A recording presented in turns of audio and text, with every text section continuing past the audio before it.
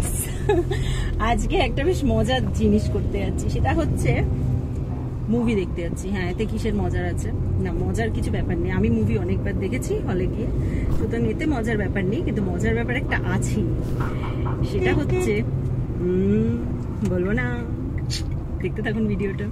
দুজনে এসে গেছি তিনজনে। কোথায় যাচ্ছে আমরা জানি না তো। জানিস না? এবার আমরা এসে গেছি। কি করতে এসেছি তুই বলে? আমরা মুভি দেখতে এসেছি। এটা মোর প্রথম মুভি দেখা, সবচেয়ে বড় কথা। কি মুভি দেখছি বলছি একটু পরে। আর এই যে আমরা এসে গেছি গোপাল অ্যান্ড গ্র্যান্ড মল ব্যাঙ্গালোরে মুভি দেখতে। তো মেয়ের একটু থতমত খেয়ে গেছিল প্রথমে হলটা দেখে। সবচেয়ে বড় কথা, এত বড় একটা স্ক্রিন দেখে সামনে গুটি গুটি পায়ে ঢুকছিল যে কোথায়, ওরে বাবারে কত বড় কিছু সব। জীবনের প্রথম সব কিছুই খুব স্পেশাল হয়, এটা ওরও একটা স্পেশাল দিন সেদিক থেকে দেখলে। এখানে কিছু বলে লাভ নেই, কপিরাইট এসে যাবে, তো যে কারণে আমরা এখন বেশি কিছু বলছি না। আমরা সিনেমা দেখতে এসে গেছি, আর আমরা সিনেমা দেখছি কি সিতারে জমিন পর। কেমন হলো সেটা সিনেমা শেষ হলে আমরা জানাবো, ঠিক আছে? রিভিউটা পেন্ডিং থাক, আমরা এখন সিনেমাটা দেখে নিই। সাথে এখানে কফি এসে গেল। আমার বর এসেছে মানে কফি আসবে তার সাথে। বেশি কথা আমি বলছি না এখানে। আর দেখতে পাচ্ছেন হল একদম ফাঁকা।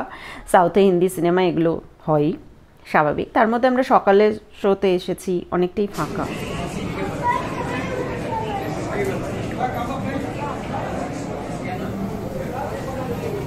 দেখি বা কিছু এখন তো ইন্টারভেল চলছে, তো বাকিটা আবার দেখবো, আর দেখে তো জানাবোই আমার কেমন লাগলো আপনাদেরকে।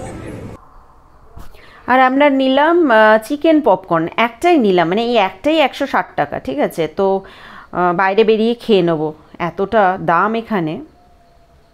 দেখুন 10 পিস মতো ছোট ছোট, তাও এটা ছোট ছোট, ভিডিওতে একটু বড় দেখাচ্ছে। এই মুভি দেখে বেরোলাম। প্রথমেই আমি জিজ্ঞাসা করে নি তাকে যে জীবনের প্রথম মুভি দেখলো হলে গিয়ে, তার কেমন লেগেছে? খুব ভালো লেগেছে, আর স্ক্রিনটা কিরকম বড় লাগছিল আমার। আর মুভিটা কেমন ছিল? মুভিটা কতটা এনজয় করেছো? খুবই ভালো ছিল, পুরোটাই এনজয় করেছি। মুভি স্টোরি বলবো না, কারণ এরম একটা মুভির ক্ষতি করার আমার কোনো ইচ্ছা নেই। মুভিটা আমি চাইবো সবাই একটু প্লিজ প্লিজ প্লিজ হলে গিয়ে দেখুন। তার কারণ হচ্ছে কি, VFX, effects, animation, big big বাজেটের সিনেমা, হ্যাঁ, যেগুলো একদমই প্র্যাকটিক্যাল নয়। এই উড়ে চলে যাচ্ছে, ওই উড়ে চলে যাচ্ছে, অথচ আমাদের প্র্যাকটিক্যাল সোসাইটির প্রবলেম, যেগুলো অটিজম, ডাউন সিনড্রোমের বাচ্চারা, যাদেরকে আমরা নর্মাল মনে করি না, মানে ঠিক আমাদের মতো না, আমাদের মতো কথা বলে না, আমাদের মতো চলে না, হ্যাঁ, তো তারাও অনেকটা বেশি নর্মাল। আর কোথাও যেন আমাদের মতো এই নর্মাল হেরে যাওয়া মানুষগুলোর থেকে অনেক বেশি এগিয়ে, এইটা এই মুভিটা শিখিয়েছে। এবং মুভিটায় স্টোরিটা বলতে পারবো না, সেই জন্য আমি স্টোরিটা বলতে চাই না অ্যাকচুয়ালি, কারণ আমি সবাই চাই হলে দেখুক। কারণ যদি হলে গিয়ে এই ধরনের মুভি না দেখা হয়, তাহলে এই ধরনের মুভিগুলো বানানো বন্ধ হয়ে যাবে, এবং যেটা আমি চাই না একদম। ওই বিগ বিগ বাজেটের এখান ওখান উড়ে যাচ্ছে ভিএফএক্স এর মুভিগুলো থেকে একটু যদি আমরা পারি একটু হলে গিয়ে দেখি। আর আমির খানের অ্যাক্টিং নিয়ে তো কোনো কথাই হবে না, তার কারণ হচ্ছে আমির খান এর আগেও বহুবার প্রমাণ করে দিয়েছে, তারে জমিন পর, পিকে, 3 ইডিয়টস। তো আমির খানকে নিয়ে কিছু আমি অ্যাটলিস্ট ক্রিটিসাইজ বা কিছু করার মতো যোগ্যতাই রাখি না। আর একটা কথা হচ্ছে কি, এই যে আমরা নিজেদের খুব নর্মাল মনে করি না, একটুতেই কাঁদি, একটুতেই ভেঙে পড়ি, একটা কিছু হলো মানে প্যাঁ প্যাঁ প্যাঁ শুরু হয়ে গেল। আর ওরা যারা সত্যি সত্যি জীবনটা নিয়ে অনেক কিছু না পেয়ে স্ট্রাগল করছে, তারা কত খুশি, তারা অল্পেতে কত খুশি।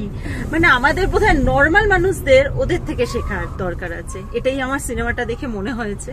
জায়গায় আমি আরেকটা পার্কিং এ ঢুকে গেছি, সেই জন্য একটু লাইটের প্রবলেম হচ্ছে। আমাদেরকে মনে হচ্ছে আমরা বেশি অশিক্ষিত, আমরা বেশি অ্যাবনর্মাল মনে হয়েছে আমার সিনেমাটা দেখে। ওরা বোধহয় অনেকটা বেশি এগিয়ে, ওরা অনেকটা বেশি নর্মাল আমাদের থেকে। আমার সত্যি সিনেমাটা দেখে এটাই মনে হয়েছে, মানে আজ থেকে না কোনো বিষয় নিয়ে প্যাঁ প্যাঁ করার আগে বা কান্নাকাটি করার আগে একটু ভাববো যে সত্যি কি উচিত সেটাই আর কি। যাই হোক, এনিওয়ে লাইটটা খুব কমে গেছে এখানে, একটু ওই লাইটটা দাও না, সামনের লাইটটা যদি একটু, তাও হচ্ছে না। যাই হোক, তো যাই হোক, আমরা একটু খেতে এলাম লাঞ্চ। আর প্রসন্নার ডিরেকশনে, আমির খানের প্রোডাকশন, হ্যাঁ, আর অমিতাভ ভট্টাচার্যের লেখা, আর শঙ্কর এশান লয়ের গুড ফর নাথিং নাথিং গানটা তো দারুণ ছিল। সব মিলিয়ে মানে না এত এনজয় করেছি মুভিটা। আর তার চেয়েও বড় শেষ যে কথাটা বলবো সেটা হচ্ছে অনেক বেশি শিখেছি মুভিটা থেকে, অনেক শিখলাম, আজকে অনেকটা শিখলাম মুভিটা থেকে। তো সবাইকে রিকোয়েস্ট করবো একটু দেখুন সিতারে জমিন পর সিনেমাটা, মিস করবেন না, খুব ভালো লাগবে। মুভিটা সত্যি খুব ভালো।